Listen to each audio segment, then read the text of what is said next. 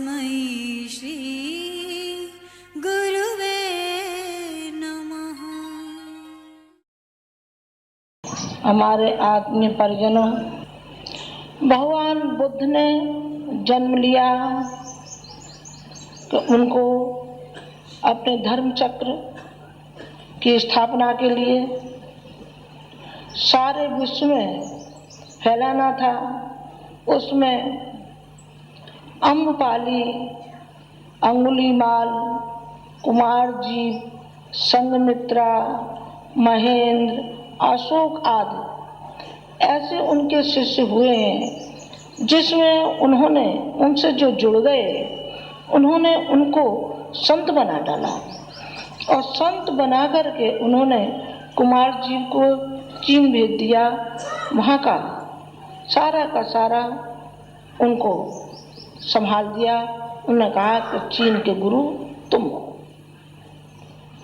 तो साहब ऐसे भी हो सकते हैं क्या? बिल्कुल हो सकते हैं, क्योंकि उनका एक समर्पण भाव था और अपने गुरु से वो जुड़ गए थे। तो उन्होंने कहा जुड़ना है तो पक्के हृदय से ही जुड़ना चाहिए, कच्चा क्या जुड़े। फिर अपना तेरा क्या हो, फिर तो तेरा तुझको सौंपते क्या लागत है मोर। जब अपना हमने सौंप ही दिया, सबको सौंप दिया, फिर हमारापन कहाँ रहा, फिर मेरापन उसमें कहाँ रहा। जो कुछ है सो उसी का है और हमको जिस तरीके से वो बनाना चाहे बनावे।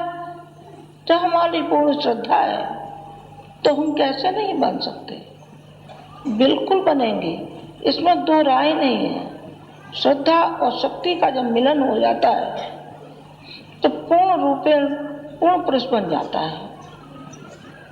श्रद्धा और शक्ति के मिलने से हर व्यक्ति के लिए दरवाजा खुला हुआ है कि वो कुछ पाए और कुछ दे। देना क्या है? देना अपनी उन संकीर्णताओं को है, उन क्षुद्रताओं को है जो कि घर कर गई हैं, एक कदम आगे नहीं बढ़ने देती, एक कदम आगे नहीं बढ़ने देती। अध्यात्म क्षेत्र में गुरु की विशेषता है, गुरु का महत्व है। बगैर गुरु के एक कदम आगे नहीं बढ़ सकते। वो आपको प्रेरित करता है, आपको प्रेरणा देता है।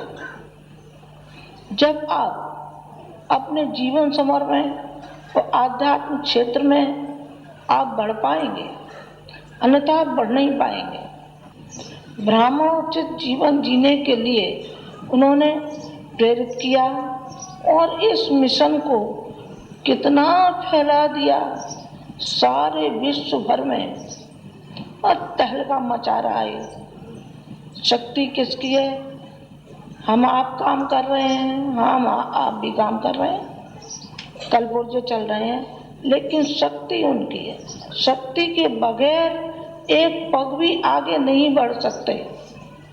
शक्ति यदि साथ में न हो, जीव कोई लकवा मार जाए तब क्या कहेंगे? आंखें ही हमारा काम न करें, कान ही हमारे काम न करें, हाथ पांव ही हमारे काम न करें तो लोग बैठे रहो, कैसे करें? शक्ति हमारे साथ है। शाखाओं में और शक्तिपीठों में अक्सर देखा जाता है कि वो अहंकार से इतने लबालब भरे होते हैं कि मिशन को बढ़ाने में कम और आपाधापी में ज़्यादा। किसी को अपने पैसे का घमंड है, किसी को अपनी शिक्षा का घमंड है, किसी को अपने बल का घमंड है, पर है जरूर। यदि इस अहंकार को गला दें, फिर देखिए ये मिशन कहाँ तक पहुँचता है, किस कदर ये बढ़ता हुआ चला जाएगा। तुम कहाँ रहते हो और हम कहाँ रहते हैं, पर एक दिन को भूल सकेंगे आप? नहीं भूल सकेंगे, बिल्कुल नहीं भूल सकेंगे। आपकी पूजा की चौकी पे बैठे हैं, हर समय आपको याद दिलाते रहते हैं, हर समय आपको याद रहता है। और ख़ास तौर से सुबह के टाइम में तो आपको याद ही रहता है, बाकी के अपने धंधे में लगे रहते होंगे, बाता लगे, लेकिन शाम और सुबह आप जरूर याद करते होंगे, और नहीं करते होंगे तो आपकी स्वप्नावस्था में जरूर हम आते होंगे, इसमें दो राय नहीं है। आपको मालूम है कि ऋषियों की एक पद्धति थी, बड़ी शानदार पद्धति, उसको अलख जगाना कहते हैं। अलख जगाना कहते हैं, घर घर जाते थे, घर घर जाते थे, अलख जगाते थे, भिक्षा भी मांगते थे। कोई न कोई बहाना तो चाहिए, बिना बहाने के बिना तो कैसे जाएंगे। हम भी जब मालवीय जी के साथ में आसनसोल जेल में थे तब उन्होंने ये कहा था, लोगों से संपर्क बनाओ। आपको भी अब यही करना पड़ेगा कि जन जन के पास आपको जाना पड़ेगा और जन जन के पास में संपर्क बनाना पड़ेगा। काहे का संपर्क बनाना पड़ेगा? किस काम के लिए? आपको मांगने के लिए नहीं, देने के लिए। देने को हमारे पास क्या है? आपके पास तो बहुत है। आपके पास इतना है जितना कि किसी के पास नहीं है। हमने जो ज्ञान की पृष्ठभूमि बनाई है वो इतनी ज़बरदस्त है, इतनी ज़बरदस्त है, आप उसको बांटने का ही काम अपने जिम्मे ले लें। और हम बना नहीं सकते, ठीक है, आपके पास नहीं है बनाने को, कोई हर्ज की बात नहीं है। आप बांटना ही काम शुरू कर दें तो ये भी कम महत्व का नहीं है। बनाया हमने है, लिखा हमने है, हमको प्रेरणाएँ किसी ने हमको दिए, हमको किसी ने युग की समस्याओं के समाधान हमको बताए हैं, और आप ऐसा कर दीजिए कि उसको बांटने के लिए तैयारी कर दीजिए। आपको घर घर हर आदमी के पास वो प्रेरणाएँ, वो दिशाएं, ये जिसको हम युग की दिशाएं कहते हैं, जो हमारे गुरु ने हमको दिए, आपकी हमारी नहीं है। हमारे जीवात्मा में बैठ करके किसी ऋषि ने, किसी महापुरुष ने, किसी भगवान ने, किसी देवता ने जो विचारधाराएं हमारे दी है वो कलम से हमारी से लिखी गई हैं। साहित्य एक और ज्ञान रथ दोनों को मिला करके 2000 से भी कम में बन जाता है। आप इतना नहीं उठा सकते। आपके लड़कों के ब्याह नहीं हुए, कभी नहीं हुए, किसी के नहीं हुए, तो उसमें 2000 रुपया खर्च नहीं हुआ है। एक और लड़की होती है आपके तब आप 10-20 हज़ार रुपया खर्च करते कि नहीं करते? एक और लड़का होता है तो पढ़ाते कि नहीं पढ़ाते? अब ये मत कहिए हम पैसे की तंगी में, तो पैसे की तंगी में नहीं, आपका दिल बहुत छोटा है, चूहिया जैसा दिल है, मक्खी जैसा दिल है, दिल की दिक्कत है। और तो दुनिया में कोई ऐसा होगा, चंदा कर लीजिए, लोगों से मांग लीजिए, भाई ये ज्ञान रथ हमको बनाना है, इसके लिए 1000 रुपये चाहिए, 100 रुपये मांग लीजिए, अपने घर से ले लीजिए। आपने किसी को साहित्य हमारा दिखाया है? नहीं। आपने हमारे प्राण किसी को दिखाए हैं? नहीं। हमारा दर्द किसी को दिखाया है? नहीं। हमेशा आपकी टांग टूट गई, बड़ा दर्द होता था, आप चिल्ला रहे थे, तो आपने किसी को दिखाया? फिर डॉक्टर के पास ले गए आप हमको। हमारे मन में कितनी पीड़ा है, कितनी लगन है, कितनी जलन है, आपने किसी को नहीं दिखाई हमारी जलन। कैसे दिखाएं? हमारे साहित्य से आप दिखाइए, और आप स्वयं दिखाइए, आप स्वयं दिखाइए। आपके बच्चे की टांग टूट जाए, भगवान न करे, तो आप किसी और से कराएंगे?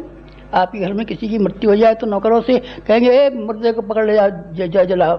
नहीं। कुछ काम दुनिया में ऐसे होते हैं जो स्वयं ही करने चाहिए, उसका प्रभाव स्वयं ही पड़ता है।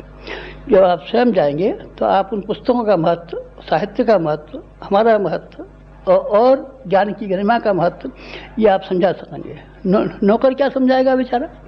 नौकर तो चिल्लाता फिरेगा, किताब पढ़ोगे, कोई किताब पढ़ना चाहो तो हमसे ले लो, है भाग जाते, कौन लेगा किताब? कोई लेगा? फिर आप 2 घंटे स्वयं दिखा दिए।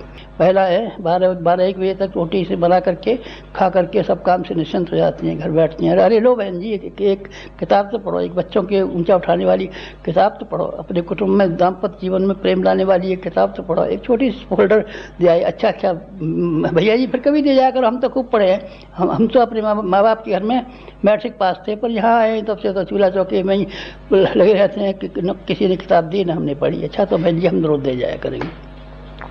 स्वयं जाइए ना, स्वयं जब आप जाना शुरू करेंगे तब फिर इसका काम चलेगा।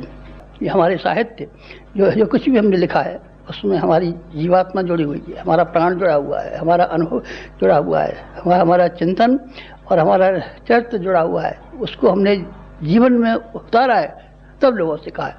जो जीवन में उतारा है उसको लोगों से आप कहेंगे तो उसका असर जरूर पड़ेगा। हमारा अध्यात्म और नए युग की नई प्रेरणाएं, चेतनाएं किस तरीके से दी जानी चाहिए, लोगों से क्या कहा जाना चाहिए, वो हमने जीवन में उतारा है। आपने तो उतारा है, आपने तो नहीं उतारा है पर हमने तो उतारा है। तो ऐसा आप इसे अच्छी शक्ल का ले आएंगे, ले आई, पर आप कब मना करते। अच्छी शक्ल का हमसे जरूर मिल जाएगा आपको, और हमसे अच्छा वक्ता भी मिल जाएगा, लेकिन जीवन तो नहीं मिलेगा ना, अनुभव तो नहीं मिलेगा ना। 24 साल का हमारा जो तपश्चर्या और पुरस्कार है वो तो नहीं मिलेगा ना। हमने जो बोया और काटा है उसकी जो रिद्धियाँ शुद्धियाँ हमारे पास हैं वो तो नहीं मिलेंगी ना। और हमारा दर्द जो हमारे साहित्य के साथ जुड़ा हुआ है वो तो आपको नहीं मिलेगा ना।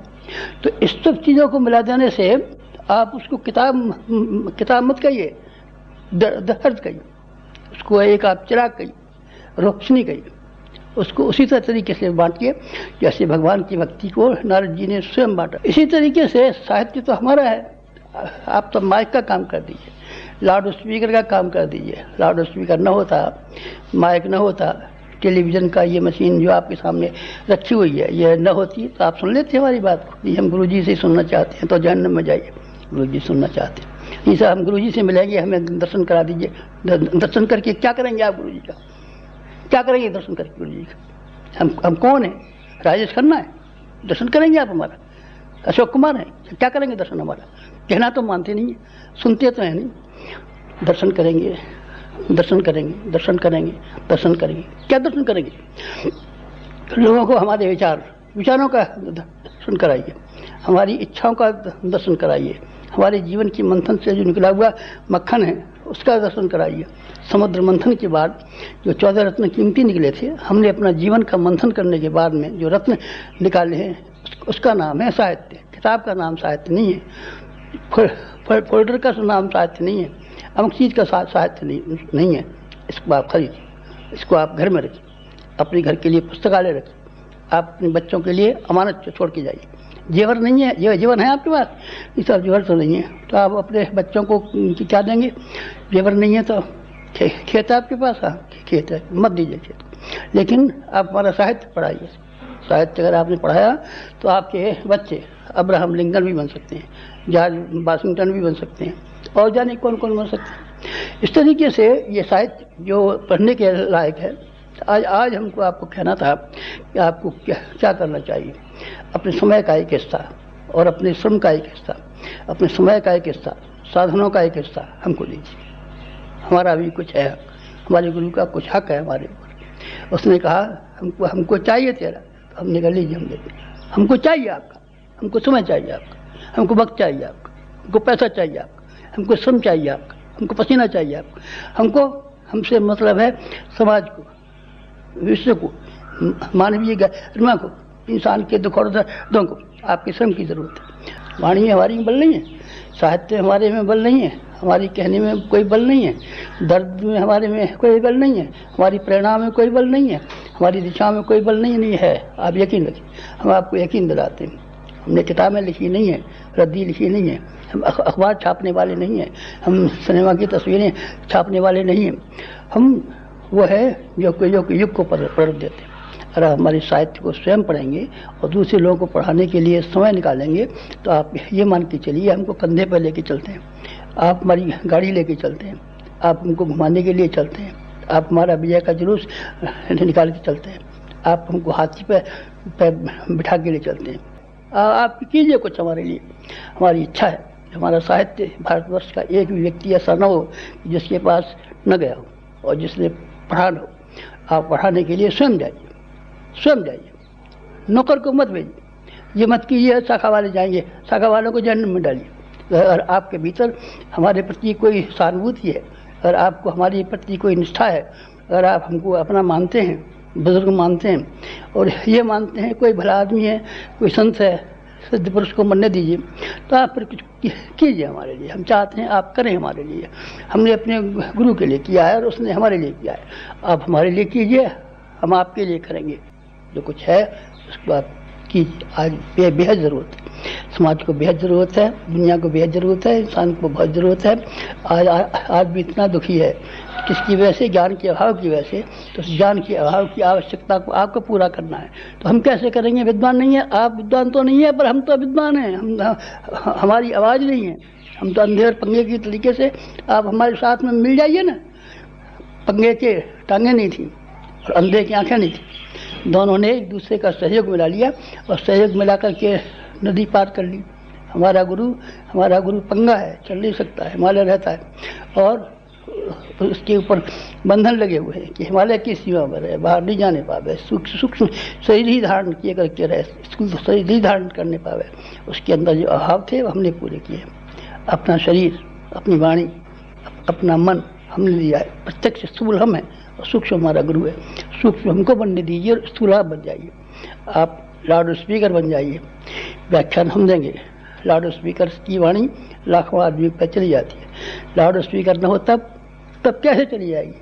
रेडियो पे एक आदमी दिल्ली पे बोलता है और सारे हिंदुस्तान में या विदेशों में जो कुछ की बात कही जाती है विदेशों में चली जाती है। टेलीविज़न में हम यहाँ बैठे हैं और यह हम बात कर रहे हैं और आप सब जितने भी बड़ा समुदाय आया हुआ है सब गौर से सुन रहा है और मौका मिला तो इसको और भी लोग देखेंगे और सुनेंगे। तो फिर ऐसे आप नहीं बन सकते। इसलिए यहाँ से यकीन लेकर के जाइए, हमारी प्रार्थना सुनते हुए जाइए, हमारे दिल का दर्द को आप अनुभव करते जाइए। अगर आप ऐसा अनुभव करके गए और हमको कुछ सहायता करने में आप समर्थ हो सके तो हम आपके कृतज्ञ रहेंगे हमेशा और ये समझेंगे कि आप हमारे कुटुंबी हैं, आप हमारे ख़ानदान वाले हैं, आप हमारे मित्र हैं, आप हमारे प्रिय हैं। जो कुछ कमाई होती है आदमी पहले अपने घर वालों को देता है, बाहर वालों को देता है, पड़ोसियों को भी देता है, दूसरों को भी देता है, पर सबसे पहले जो कमाता है अपने घर वालों को देता है। आप घर वाले हमारे क्यों नहीं बनते? हमारे काम क्यों नहीं आते? हमारी मुसीबतों में सहायता क्यों नहीं कर सकते? आप कैसे कुटुंबी होंगे? हमारी इच्छाओं को पूरा करने में आप सहायक क्यों नहीं होते? बुढ़ा भूखा बैठा हुआ है और वह बुढ़ा दर्द में चिल्लाता है और उसका शक्ल देख करके चले जाएं और उसको नमस्कार करके चले जाएं, ये भी कोई बात होती है? आप समझते क्यों नहीं? आप समझिए। समझने के बाद में जब आप यहाँ से विदा हों तो फिर वही कहते हुए जाइए जो हमने कल कहा था, करिष्ये वचनम तव। करिष्ये, कीजिए कीजिए कीजिए कीजिए। गुरु भगवान तक पहुंचाने की एक कड़ी है। जिस रास्ते पर चलाता है हम उस रास्ते पर निष्ठापूर्वक चलते रहें तो हमें अनुदानों और वरदानों की कोई कमी नहीं पड़ेगी। प्रत्यक्ष में कमी हो सकती है। प्रत्यक्ष में क्या कमी हो सकती है? संभव है कुछ आपके पास धन की कमी हो जाए या लग्जरी के लिए समय आप निकालते हैं उसमें कमी आ जाए, उसी में कमी आ सकती है। लेकिन जो आत्मिक शक्ति है वो तो आपकी बढ़ने वाली है, उस पर आप विश्वास क्यों नहीं करते? आपको विश्वास करना चाहिए कि आपकी आत्मिक शक्ति बढ़ रही है और आगे भी आपकी बढ़ेगी। जो आप गतिशील होंगे समाज को और राष्ट्र को बहुत आवश्यकता है, हमें बहुत आवश्यकता है।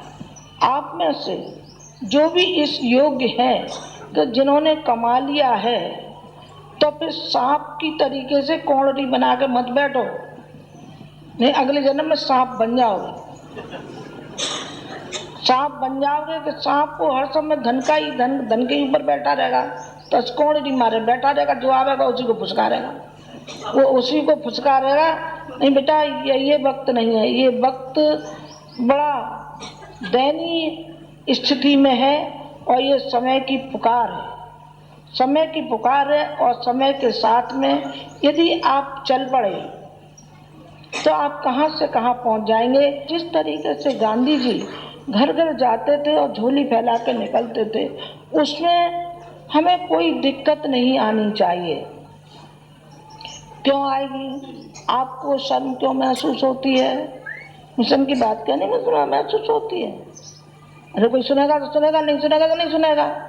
100 में से 5 सुन गए तो 5 का भला हो जाएगा, 5 का ही भला सही। 5 की गृहस्थी तो हमने बना दी, क्यों नहीं आप मुंह खोलना चाहते?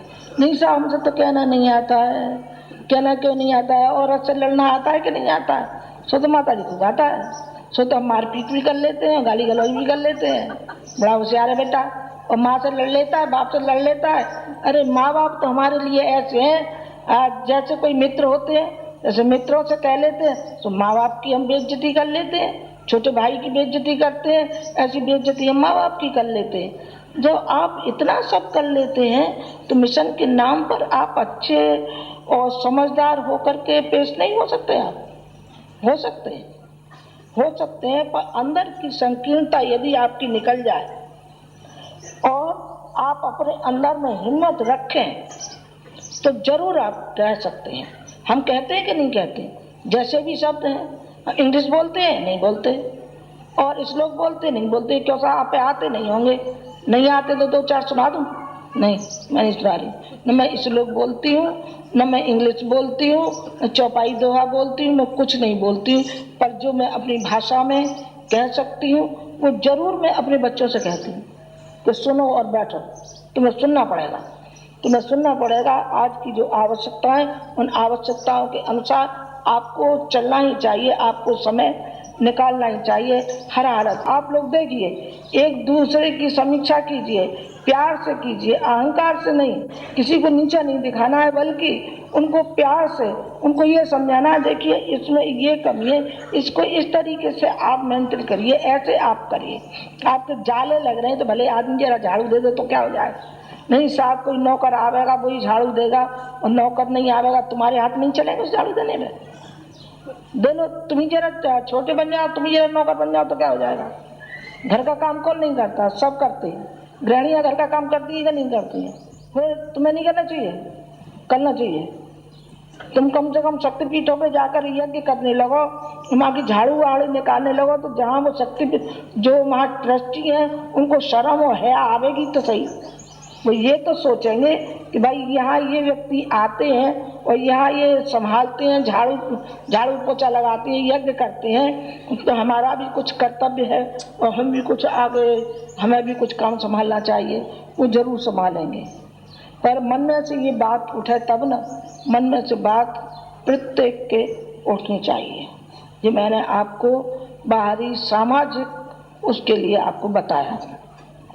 आज गुरु पूर्णिमा है, गुरु पर्व है, आपने दीक्षा ली है, आप गुरुजी से जुड़े हैं, हमसे आप जुड़े हैं, तो आज का जो पर्व है जी वास्तव में आत्मचिंतन का पर्व है। आत्मचिंतन किया जाना चाहिए और विचार करना चाहिए कि हमारे अंदर कौन कौन सी कमियां हैं, जो कमियां हमको आगे नहीं आने देती हैं। उन कमियों को निकालना चाहिए और समीक्षा करनी चाहिए कि अगले वर्ष हमने कितना काम किया था, और आज हम संकल्प लेते हैं कि अब जो आज से शुरू हो रहा है, फिर हम एक साल में क्या क्या काम करेंगे। ये सारा लेखा जोखा अपने मन में ही आज आप हैं तो चिंतन कीजिए। आज का दिन चिंतन का है, आज का पर्व अपने गलेवा में उतारने का है कि आज हमें ज़्यादा से ज़्यादा गुरु जी की शक्ति हमें प्रदान हो, पर भावनाएं और निष्ठा और श्रद्धा तो आप ही की होगी ना। जब श्रद्धा होगी तो आपको जरूर आपको मिलता हुआ चला जाएगा, और जितना चाहोगे उतना मिलेगा, भरपूर मिलेगा। जिस तरीके से गाय के थनों में दूध भरा होता है और गाय रम्हाती रहती है और दौड़ करके बच्चे के पास जाती है कि पी मेरा दूध, पी, मेरे थन फटे जा रहे हैं, मेरे थन फटे जा रहे हैं, इसको पी बेटा, पी तू जल्दी से। गुरुजी की शक्ति, गुरुजी तड़फड़ा रहे हैं और वो कह रहे हैं कि कौन है लेने वाला, जरा आगे तो आवे, जरा ले तो सही, मेरा दुग्ध पान तो करे, मेरी उन शक्तियों का पान तो करे जो मैं चाहता हूँ, जो मैं इनसे कराना चाहता हूँ। उन सिद्धांतों को, उन भावनाओं को, उन आदर्शों को अपने जीवन में पालन तो करें। आप अपने जीवन में हो सके तो आप थोड़ा भी आप पालन करेंगे, तब भी थोड़े दिन में बहुत कुछ पालन आप कर सकेंगे। इन्हीं शब्दों के साथ मैं अपनी बात समाप्त करती हूँ। ओम शांति।